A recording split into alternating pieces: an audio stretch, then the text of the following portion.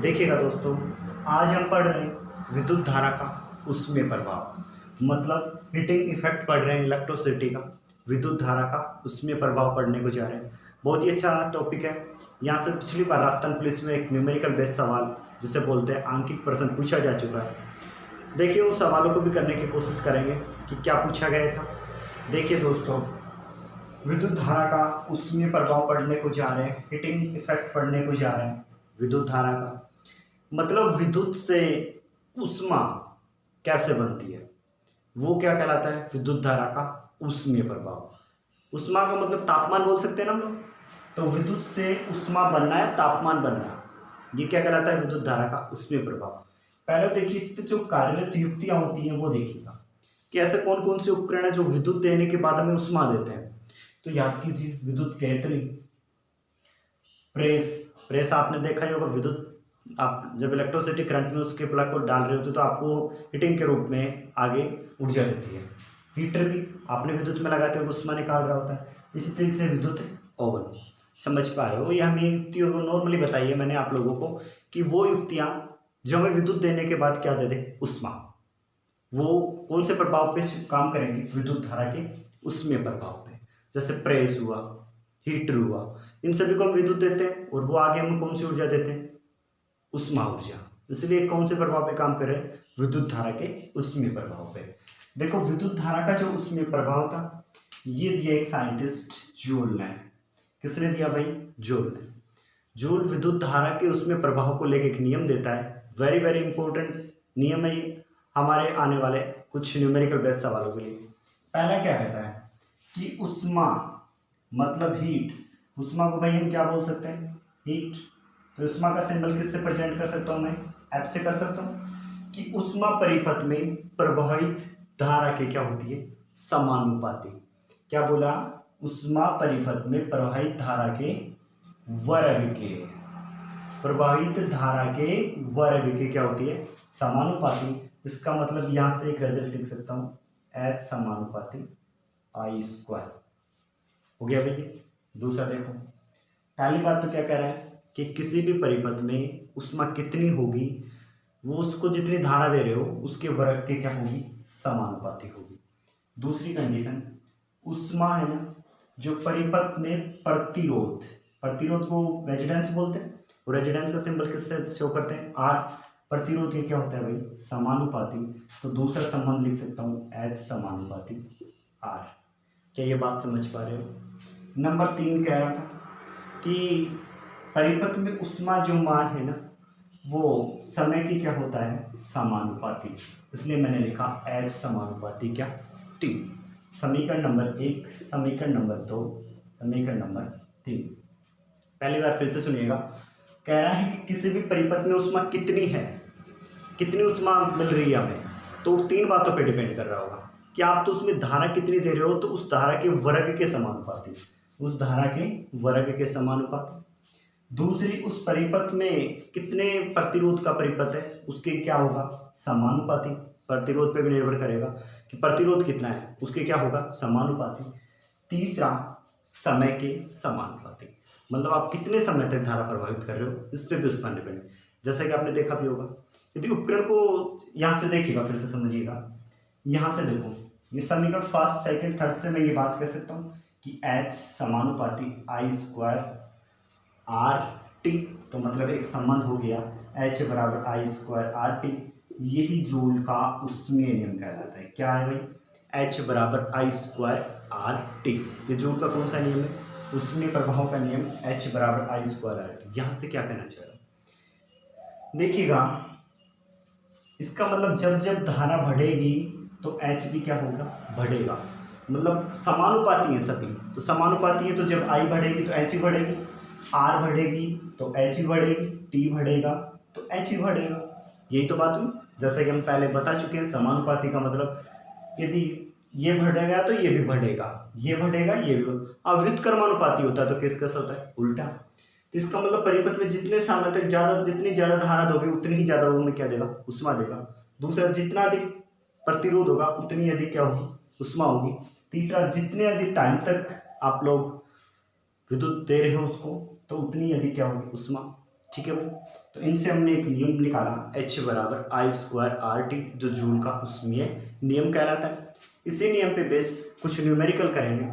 देखिएगा वो न्यूमेरिकल किस रूप में होंगे आपके सामने। कुछ समय के लिए देखिए दोस्तों, यदि मैं आर और टी को क्या कर दूँ, कॉन्स्टेंट कर दूँ, नियत कर दूँ।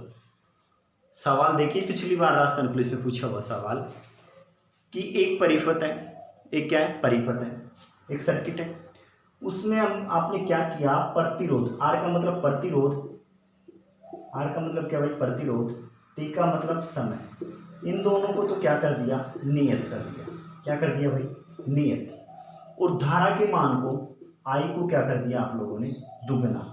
धारा को क्या कर दिया, दुगना। आई को दुगना करने का मतलब आई की जगह कितनी आई होगी, 2 आई। फिर से सवाल सुनिएगा, एक परिपथ है, उसमें आपने प्रतिरोध आर को, टी समय को क्या कर रखा है, नियत कर रखा है। नियत कर रखा है तो इन दोनों का तो उष्मा पर प्रभाव नहीं पड़ेगा, ओनली किसका पड़ेगा, आई का। भाई देखो ना, इन दोनों का तो खेल ही खत्म कर दिया तुमने, नियत कर दिया, तो अब पूरी तरीके से उष्मा किस पे डिपेंड कर रही है, आई पे। आई जितनी ज्यादा होगी उतनी ज्यादा क्या होगी, उष्मा। तो देखिए न्यूमेरिकल क्या था सवाल, कि एक परिपथ में प्रतिरोध और समय को क्या कर दिया गया, नियत। इसका मतलब अब उष्मा किस पे डिपेंड कर रही है, आई पे। उस केस में धारा को क्या कर दिया उसने, दुगना। धारा को क्या कर दिया, दुगना। तो कह रहा बताओ परिपथ में कितनी गुना उष्मा प्रवाहित होगी, परिपथ में कितना गुना उष्मा प्रवाहित होगी। ऑप्शन फर्स्ट दुगनी, ऑप्शन सेकंड 4 गुनी, ऑप्शन थर्ड इनमें से कोई नहीं, नंबर 4 अपरिवर्तित। देखिएगा फिर से सवाल सुनिएगा। सवाल मैंने बोला एक परिपथ है, उसमें आप लोगों ने प्रतिरोध और टाइम दोनों को क्या करा है, नियत किया है, और धारा को क्या किया है, दुगना। तो तुमसे पूछ रहे हैं अब उष्मा कितना गुना प्रवाहित होगी उसमें, कि उष्मा में कोई परिवर्तन नहीं होगा, या दुगनी हो जाएगी 4 गुनी। देखिए दोस्तों ये कॉन्स्टेंट था, तो पहले तो उष्मा की बात करूँ तो उष्मा कितनी रही, आई स्क्वायर आर टी। अब की बार आर और टी को नेक्स्ट केस में भी समान रखा है, आई को कितना कर दिया, 2 आई, आई की जगह कितना रखोगे, 2 आई, और इसका क्या करोगे, वर्ग। तो एच, 2 का वर्ग कितना होता है, 4, आई का आई स्क्वायर आर टी, पहले देखिए कितनी थी, आई स्क्वायर आर टी, अब कितनी होगी, 4 आई स्क्वायर आर टी। तो कितना गुना हुआ, 4 गुना। कितना गुना हुआ, 4 गुना। तो कौन सा टिक करना था, 4 गुना। वरना एक कॉन्सेप्ट नहीं आता तो दावा करता हूँ 90% का टिक क्या होता, 2 गुना। कॉन्सेप्ट समझिए, H बराबर क्या होता है, आई स्क्वायर आर टी। यहां से हमने देखा है, फिर से समझिए दोस्तों, H बराबर आई स्क्वायर आर टी हमने संबंध निकाला, H बराबर आई स्क्वायर आर टी। जब इसको कांस्टेंट कर रहे हैं तो इसके समानुपाती। जैसे मैंने धारा को अब की बार 3 गुना कर दिया, तो आई कितनी रखी जाएगी, 3 आई, और इसका क्या किया जाएगा, स्क्वायर। क्यों, आर टी तो कॉमन ही है भाई, नियति है। तो 3 का कितना, 9, आई का आई स्क्वायर आर टी, पहले कितनी थी, आई स्क्वायर आर टी, अब कितनी होगी, 9 आई स्क्वायर आर टी। तो कितना गुना होगी, 9 गुना। तो वर्ग का याद रखिएगा कि वर्ग के, धारा के वर्ग के समानुपाती होती है। तो 3 गुना की तो कितना गुना, 3 गुने की तो कितनी गुना होगी, 9 गुना। 2 गुना किया था धारा को, तो रिजल्ट कितना गुना बढ़ के आई उसमें, 4 गुना। ठीक है भाई, ये समझ पाए। ऐसे सवाल पूछे जाएंगे तुमसे। मान लीजिए कि एक परिपथ में धारा भी समान रखी जाती है और टाइम भी समान। धारा और टाइम क्या रखा जाता है, समान। मतलब आई और टी को क्या रखा जाता है, समान। और उस परिपथ का प्रतिरोध क्या कर दिया जाता है, आधा। प्रतिरोध क्या कर दिया जाता है, आधा। तो बताओ अब उसमें कितनी, देखो अब उसमें कितनी, एच का एच, आई को भी समान, तो आई का आई स्क्वायर, आर की जगह कितना कर दिया गया, आर बटा 2, टी को क्या रखा है, समान।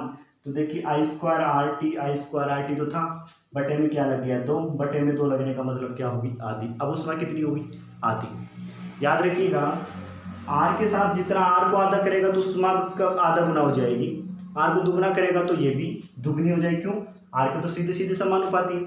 इसको 2 गुना किया तो उसमें भी 2 गुनी। केस क्या है, जब ये आई और टी क्या रखे मैंने, समान। इस तरीके से देखिएगा, जब आप लोगों से सवाल पूछे कि आई और टी समान है, आई और टी क्या है, समान, और आर को क्या किया जा रहा है, आधा, उस समय उष्मा कितना गुना हो जाएगी, एच की जगह एच, आई को वही समान तो आई का आई स्क्वायर, आर को आधा किया तो आर बटा 2 हो गया, टी का टी। पहले रिजल्ट था आई स्क्वायर आर टी, अब है आई स्क्वायर आर टी के बटे में क्या लग गया 2, तो कितना हो गया, आधा गुना हो गया या आधा हो गया। समझ पाए आप लोग। इसी तरीके से टाइम की केस की बात करूं कि किसी परिपथ में आई को समान रखा जाता है और आर को समान रखा जाता है और टाइम दुगना कर दिया जाता है। टाइम अब की बार टी को कितना कर दिया गया, दुगना, तो उसमें कितना गुना बढ़ेगी। देखो एच का एच, आई की जगह आई रखेंगे, आर की जगह आर रखेंगे, टाइम को कितना किया जा रहा है 2 गुना, तो देखिएगा 2 आगे आ गया आई स्क्वायर आर टी। पहले केस था आई स्क्वायर आर टी, अब है 2 आई स्क्वायर आर टी, तो कितना गुना हो गया 2 गुना। समझ पाए आप लोग सवाल को, उम्मीद करता हूँ समझ पाए होंगे। इसी के बेसिक न्यूमेरिकल भी करते हैं। देखिएगा सवाल क्या था, मान लो एक सर्किट है, उसमें धारा तो मान लीजिए 2 एम्पियर दे रहे हैं, टाइम 10 सेकंड के लिए, कितने सेकंड के लिए 10 सेकंड के लिए, और उसके साथ देखिए धारा हमने 10 सेकंड के लिए, उसका प्रतिरोध मान लीजिए 4 ओम है। एक परिपथ जिसका प्रतिरोध 4 ओम है, उसमें 2 एम्पियर धारा 10 सेकंड तक प्रवाहित होती है। फिर से सवाल सुनिएगा, एक परिपथ है, उसका प्रतिरोध कितना ओम है 4 ओम, उसमें धारा 2 एम्पियर प्रवाहित की जा रही है, कितने सेकंड के लिए 10 सेकंड के लिए।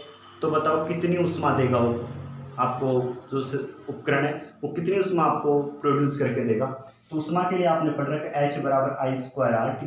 तीनों मान आपके पास अवेलेबल है। आई की वैल्यू दे रखी है 2, तो 2 का क्या हो गया स्क्वायर, आर की वैल्यू दे रखी है 4, टाइम दे रखा है 10 सेकेंड, गुणा कर 2 का स्क्वायर कितना हो गया भाई 4 गुणा 10, 4 को 4 से क्या 16 और 1 लगी 160, और ऊष्मा का मात्रा क्या लिख सकते हो जूल। तो कितनी जूल ऊष्मा आपको प्रोड्यूस करके देगा 160 जूल। समझ पाए होंगे। चलो एक सवाल और करते हैं ऐसे, मान लीजिए धारा 3 एम्पियर है, 20 सेकंड तक प्रवाहित की जा रही है, और जिसमें प्रवाहित की जा रही है उसका प्रतिरोध मान लीजिए 2 ओम है। एक परिपथ जिसका प्रतिरोध 2 ओम, 3 एम्पियर की धारा 20 सेकंड तक प्रवाहित की जा रही है, तो फिर क्या निकालो, कितनी उसमें प्रोड्यूस हुई निकली। तो अब की बार आई कितनी बताई मैंने 3, तो 3 का स्क्वायर। फिर देखिए आर कितना रखा अब की बार 2, टाइम कितना रखा अब की बार 20 सेकंड, ये लीजिए। तो भाई 3 का स्क्वायर कितना हो गया 9, और यहाँ पे क्या होने वाला था 9, ये कितना हो गया भाई 2 और 20, 9 दूनी 18 और 20 18 दूनी 36 और 1 जीरो लग गई, तो कितने जूल उसमें प्रोड्यूस होकर देगा 360 जूल। समझ पाए होंगे, उम्मीद करता हूँ। देखिए दोस्तों, आज हमने पढ़ा विद्युत धारा का उसमें प्रभाव, और वहाँ पे हमने 3 बातें इंपॉर्टेंट जानी। विद्युत धारा का उसमें प्रभाव कौन से साइंटिस्ट ने दिया, जूल ने दिया। जूल क्या कहता है, किसी भी परिपथ में कितनी ऊष्मा निकाल के देगा हमें, वो डिपेंड करेगा धारा के वर्ग के समानुपाती, सेकंड प्रतिरोध के समानुपाती, तीसरा टाइम के समानुपाती। और इससे एक हमने संबंध निकाला एच समानुपाती आई स्क्वायर आर टी।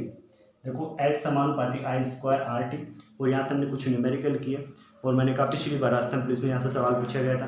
दोस्तों फिर भी नहीं समझ में आए तो कमेंट्स बॉक्स में डालिएगा, फिर से बताया जाएगा। Thank you.